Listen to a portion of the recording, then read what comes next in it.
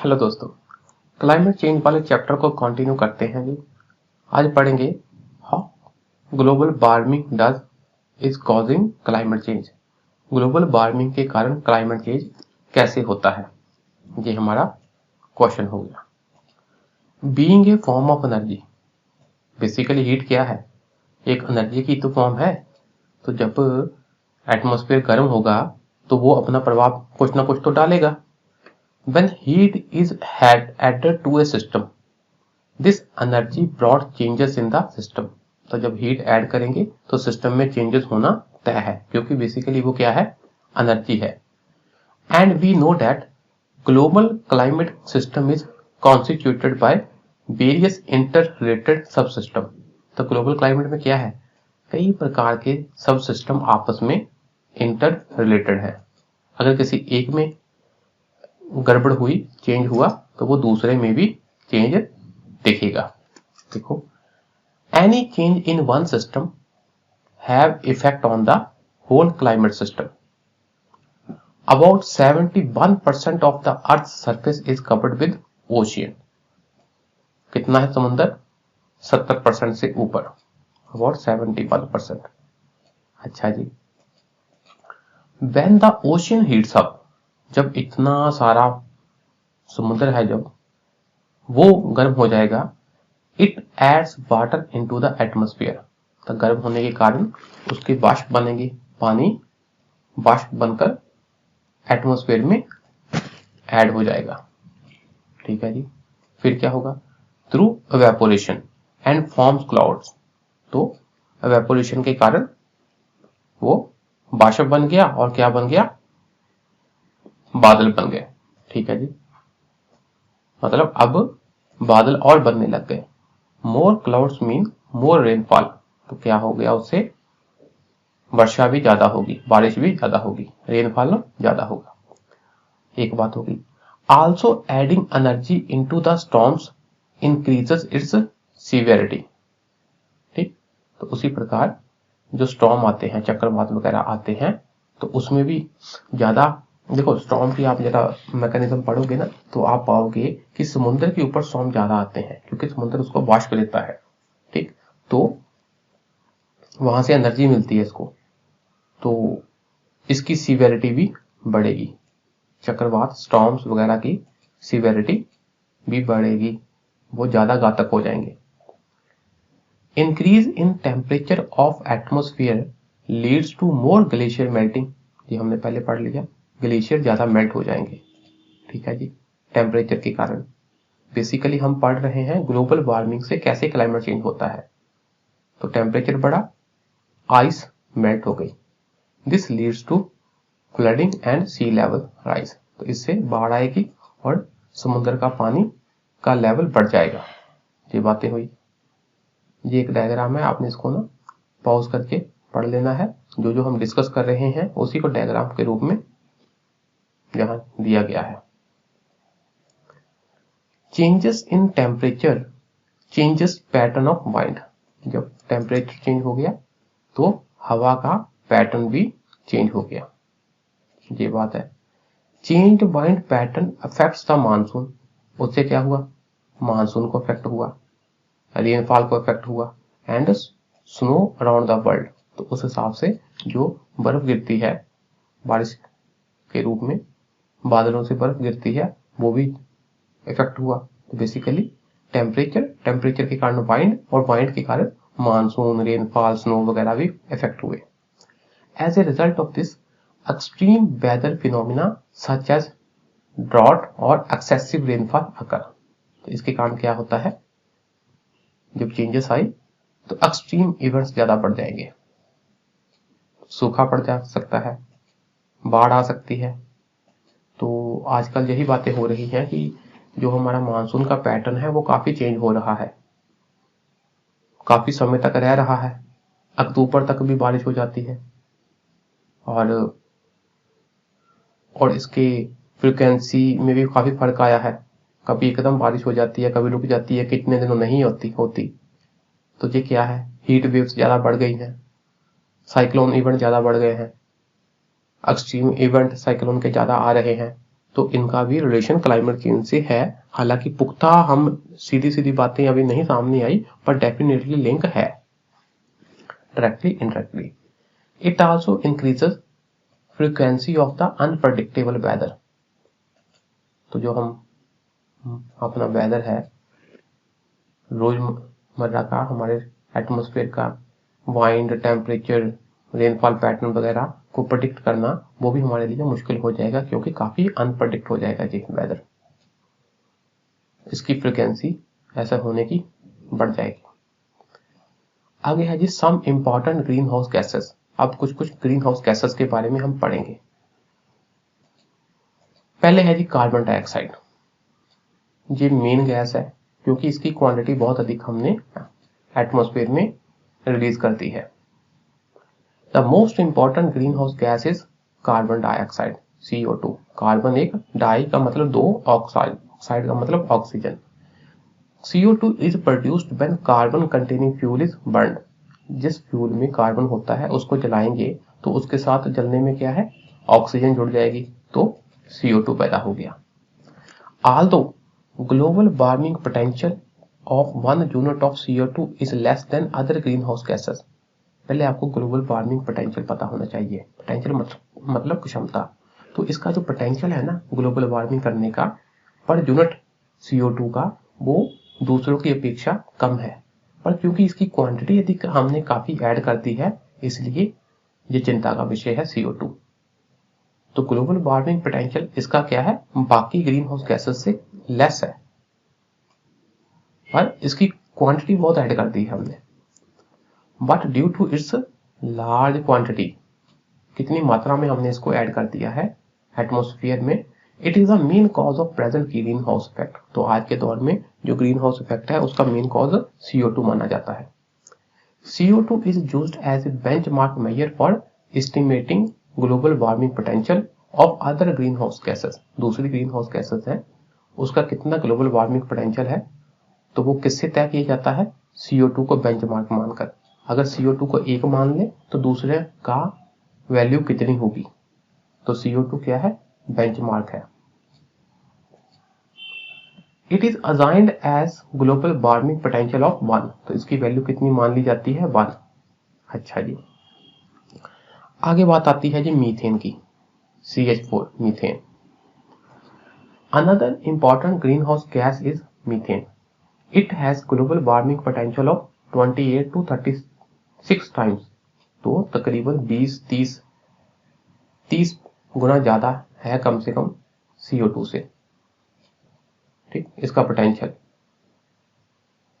एक unit methane का 28 से लेकर 36 गुना ज्यादा वार्मिंग करेगा एक यूनिट CO2 से। It is produced by production processes. कई प्रकार की प्रोडक्शन प्रोसेसेस हैं, कई चीजें जब हम बनाते हैं उसके द्वारा प्रोड्यूस होती हैं। एंड मेनली किसके द्वारा है, बाय अनारोबिक डिकम्पोजिशन। जो कार्बन कंटेनिंग कंपाउंड होते हैं, ये बहुत इंपॉर्टेंट लाइन है, उसका जब अनारोबिक डिकम्पोजिशन मतलब in the absence of oxygen में डिकम्पोजिशन हुआ तो क्या होता है, मीथेन बनती है। For example under swamp conditions, जहां पर दलदली एरिया होते हैं वहां पर, इन फ्लडेड पैडी फील्ड्स, तो जो हमारा चावल के खेत होते हैं ना उसमें, क्योंकि पानी कितना जमा रहता है तो दलदल वाला एरिया है, तो वहां भी ये प्रोडक्शन होती है मीथेन की।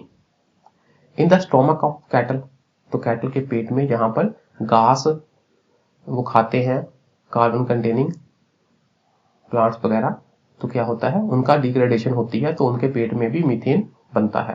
फ्रॉम द एनिमल वेस्ट, तो एनिमल का वेस्ट होता है जो, एंड स्लॉटर वेस्ट, तो जो बुच्चड़ खाना वगैरह है जहां पर एनिमल को मीट के लिए काटा जाता है, तो वहां पर जो उनका बचा हुआ होते हैं वेस्ट, वो भी मीथेन प्रोड्यूस करते हैं। तो ये इनके सोर्स है, सभी इंपॉर्टेंट सोर्स है। आगे है जी नाइट्रस ऑक्साइड। नाइट्रस ऑक्साइड, इसको लाफिंग गैस भी बोलते हैं।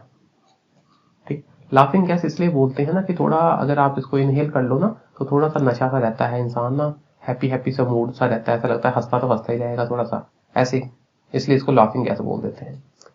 Main source of NOx include NOx इसलिए लिखा, NO2 हो सकता है, NO3 हो सकता है, N2O हो सकता है, तो नॉक्स लिख दिया। इसका मेन सोर्स क्या है? As a by product of production and use of fertilizer. Fertilizer को प्रोड्यूस करने में और यूज करने के दौरान भी नाइट्रोजन के ऑक्साइड निकलते हैं। क्योंकि फर्टिलाइजर क्या है बेसिकली, NPK होता है ना, नाइट्रोजन फास्फोरस एंड पोटाशियम, तो उसमें मेन क्या होता है? नाइट्रोजन। यूरिया हो गया हमारा, जैसे मेन जो NPK क्या है? यूरिया। और भी जो हमारे फर्टिलाइजर है उसमें मेजर क्या होता है? नाइट्रोजन। तो फर्टिलाइजर एक सोर्स हो गया। फ्रॉम अदर इंडस्ट्रियल प्रोसेसेस, और भी इंडस्ट्री प्रोसेसर के द्वारा ये निकलते हैं। From combustion of certain material, कुछ मटीरियल जब जलता है तब भी नॉक्स निकलते हैं। एंड ऑटोमोबाइल एग्जॉस्ट, जो हमारे वाहन है उसमें जब ईंधन जलता है तब भी नॉक्स निकलते हैं। NOx मतलब NOx has long life in the atmosphere, atmosphere में इनकी लाइफ काफी लंबी होती है। If we compare it with CO2 for 100 years point, तो 100 ईयर के टाइम पीरियड के हिसाब से हम देखेंगे कि जितना एक यूनिट CO2 गर्म करता है एटमॉस्फेयर को, उस हिसाब से नॉक्स है जो वो तकरीबन 300 गुना कर देता है गर्म एटमॉस्फेयर को। तो आपने ना ये सीक्वेंस याद रखनी है, एग्जाम में आ सकती है कि इनका ग्लोबल वार्मिंग पोटेंशियल किस हिसाब से इंक्रीज करता है। एक है कार्बन डाइऑक्साइड का 30 के करीब है, दूसरे नंबर पर मीथेन का, फिर नॉक्स आता है कार्बन डाइऑक्साइड से 300 गुना ज्यादा। इस प्रकार आपको सीक्वेंस पता होनी चाहिए। ठीक है जी। आगे है जी फ्लोरिनेटेड गैसेस, ऐसी गैसेस जिसमें फ्लोरीन हो। रेफ्रिजरेंट्स मतलब जो ठंडा करते हैं, वर कॉजिंग डिप्लीशन ऑफ ओजोन, जो जैसे हमारे रेफ्रिजरेटर हो गए, जहां और फ्यूमिगेशन, जहां हम कह लें कि AC वगैरह में, तो क्या था उसमें ऐसी गैसेस थी जो क्या करती थी? ओजोन को डिप्लीट करती थी। क्लोरीन, ब्रोमीन, मतलब ऐसे फ्लोरीन वगैरह कंटेन होते थे। अच्छा जी, fluorinated gases were created as a replacement for ozone depleting refrigerants. ये इंपॉर्टेंट पॉइंट है, ध्यान से याद रखना। तो अब क्या है कि रेफ्रिजरेंट में ऐसी गैसेस यूज हो रही हैं जो कि ओजोन को डिप्लीट करती हैं, तो उसकी हल के लिए ना हमने फ्लोरिनेटेड गैसेस बना ली। तो फ्लोरिनेटेड गैसेस क्यों बनाई? ताकि जो ओजोन को डिप्लीट करते हैं गैसेस, उनकी रिप्लेसमेंट के लिए, तो उनकी जगह फ्लोरिनेटेड गैसेस हम यूज करेंगे। ये बात हुई। आगे क्या हुआ? But it is found that, ये पाया गया, these fluorinated gases are very long lasting, बहुत समय तक एटमॉस्फेयर में रहती हैं जी। अच्छा जी, and extremely powerful greenhouse gases, तो इनका ग्रीन हाउस गैसेस का पोटेंशियल बहुत ज्यादा है, काफी समय तक भी रहेंगी और काफी ज्यादा हमारे एटमॉस्फेयर को गर्म भी कर देंगी। अच्छा जी, they are entirely man made gases, इंसान ने पैदा किया है। ठीक है जी। At the 100 years point of comparison, अगर 100 साल का टाइम पीरियड लेकर चले, तो fluorinated gases have global warming potential that range from 1800 से लेकर 8000 तक का, इतना इनका पोटेंशियल है। और कुछ कुछ तो इनके variant even have more than 10,000 global warming potential.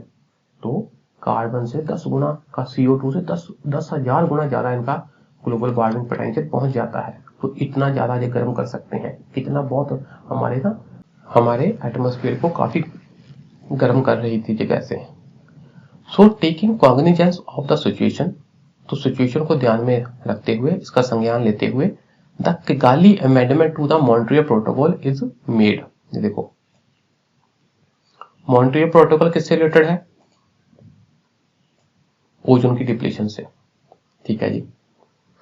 तो उसमें किगाली अमेंडमेंट किया, किगाली अमेंडमेंट किया। ये कुछ बातें याद रखनी है आपने। मॉन्ट्रियल प्रोटोकॉल ओजोन की डिप्लीशन के लिए है, फ्लोरिनेटेड गैसेस हम बात कर रहे हैं ग्लोबल वार्मिंग से रिलेटेड। तो क्वेश्चन आएगा कि किगाली अमेंडमेंट किससे रिलेटेड है? तो ये ओजोन डिप्लीशन से नहीं है, ये ग्लोबल वार्मिंग से रिलेटेड है। क्यों? क्योंकि जो चीजें हमने ओजोन की डिप्लीशन को बचाने के लिए पैदा की वो ग्लोबल वार्मिंग कर रही थी। जहां पर कुछ कुछ टेक्निकल चीजें हैं उसका ध्यान रखना, एग्जाम में जाकर कंफ्यूज मत हो जाना।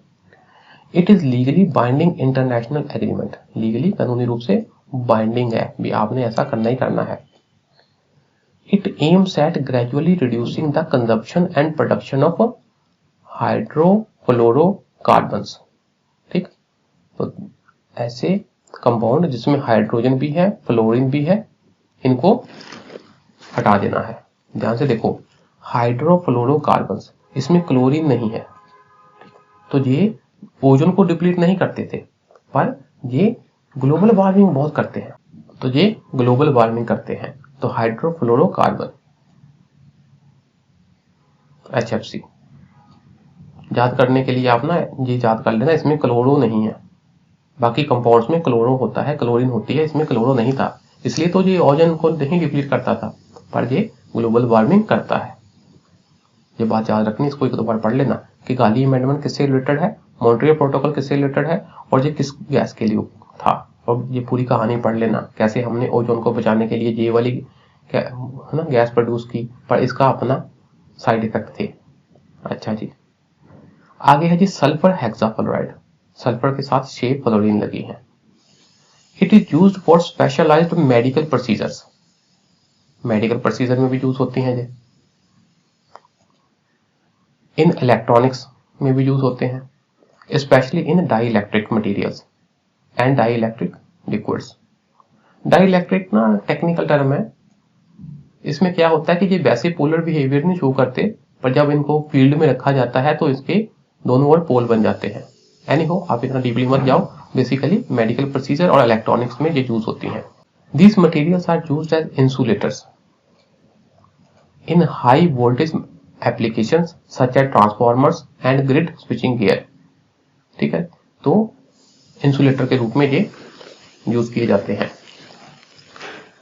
SF6 last for thousands of years in the atmosphere, कितने सालों तक ये एटमॉस्फेयर में रह सकते हैं।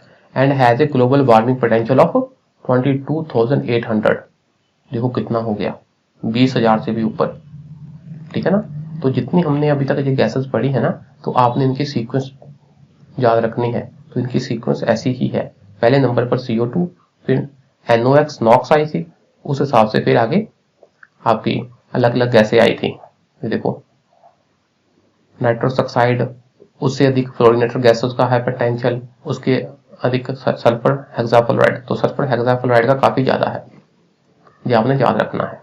इनकी सीक्वेंस पूछ ली जाती है।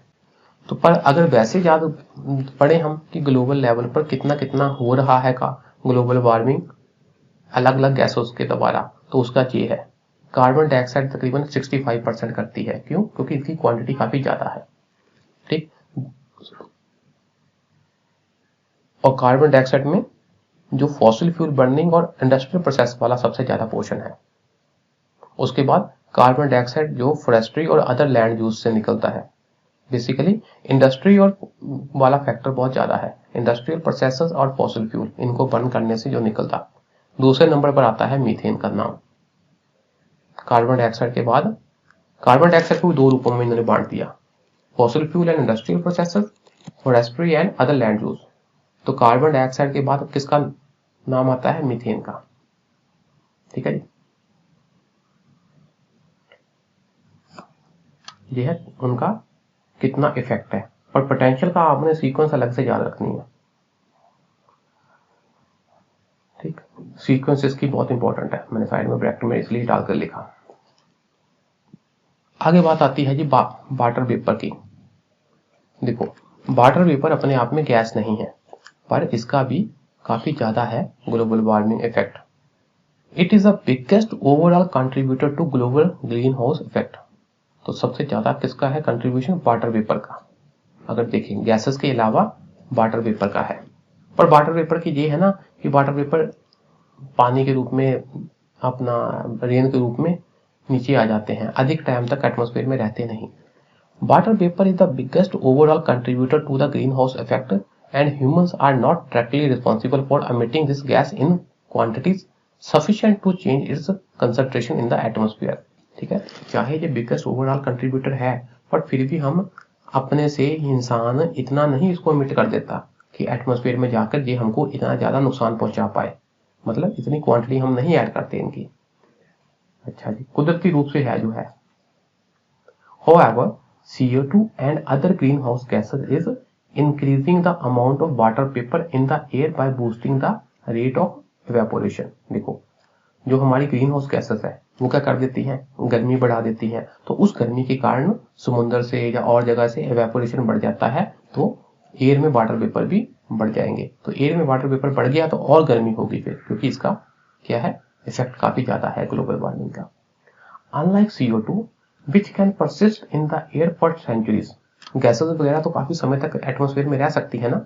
Water vapour cycles through the atmosphere quickly, तो ये क्या करते हैं, जल्दी बारिश के रूप में नीचे आ जाते हैं। evaporating from the oceans and elsewhere before coming back down as rain or snow या बारिश के रूप में धरती पर वापस आ जाते हैं। ये एक बात है, इसलिए इतना ज्यादा डरने की जरूरत नहीं है। ठीक है जी, तो आज के लिए इतना ही रखते हैं जी। शुक्रिया, नमस्कार।